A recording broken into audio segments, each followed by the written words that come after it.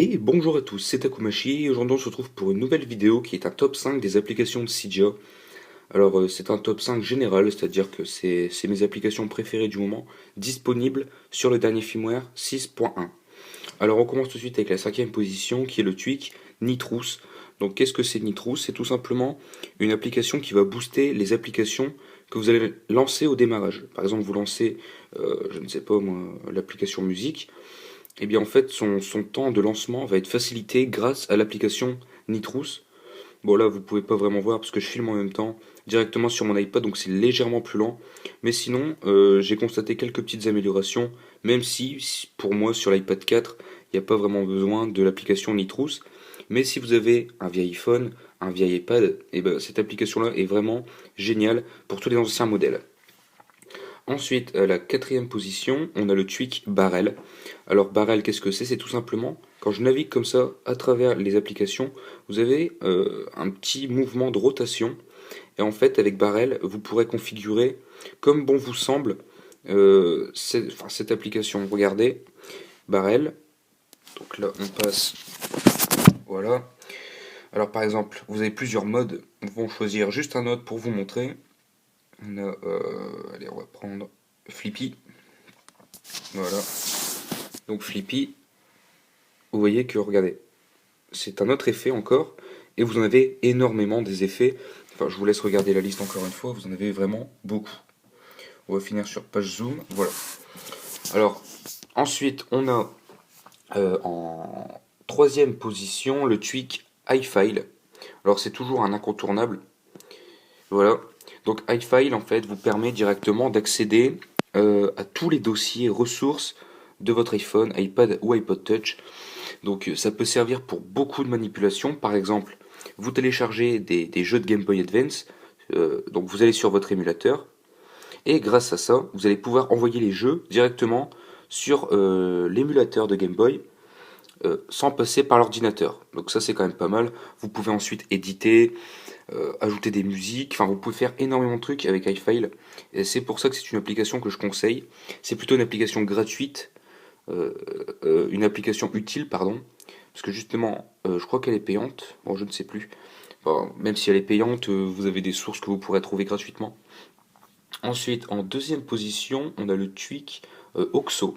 Alors ça, c'est vraiment un coup de cœur, parce que je ne l'avais pas installé sur mon ancien iPhone, ni mon iPad tout court, parce que je ne pouvais pas le jailbreaker. Et donc là, Oxo, en fait, c'est ça.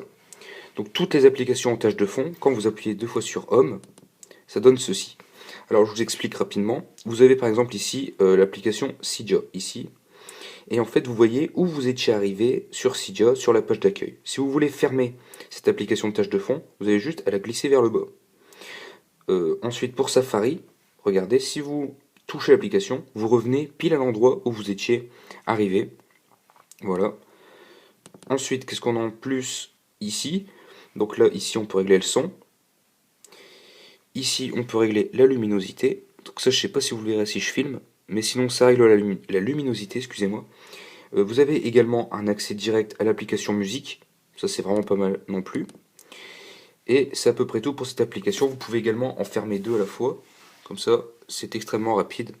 Donc vraiment ce tweak qui est génial. En plus, si vous êtes un peu perdu au début, parce que bon, on ne connaît pas forcément toutes les touches, vous avez ici dans Oxo User Guide, et vous avez beaucoup de choses à apprendre, et c'est vraiment génial. Vous pouvez également configurer, c'est-à-dire changer la place.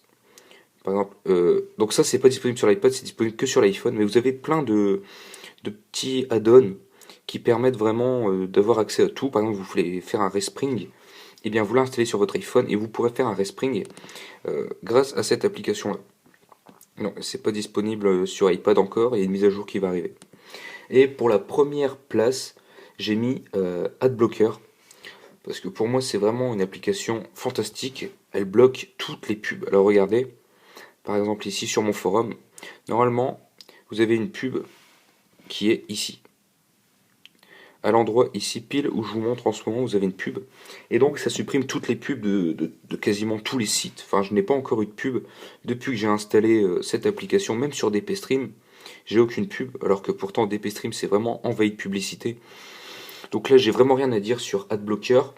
qui est également payant sur Cydia. Moi je vous conseille de l'acheter. Après, si vous ne pouvez pas ou que vous ne voulez pas, forcément vous pouvez la télécharger gratuitement. Oui, gratuitement, mais je vous conseille quand même de la payer parce que ça encourage l'auteur à sortir des mises à jour assez souvent, etc. Donc voilà, donc ce sera tout pour ce petit top 5. J'espère que vous aurez apprécié la vidéo et que vous aurez apprécié également les applications que j'ai présentées. Si vous appréciez d'autres applications, n'hésitez pas à les mettre dans les commentaires. Ce sera avec plaisir que je regarderai ces applications et pourquoi pas que je les testerai dans la prochaine vidéo. Voilà, donc ce sera tout. C'était Takumachi, je vous dis une bonne journée.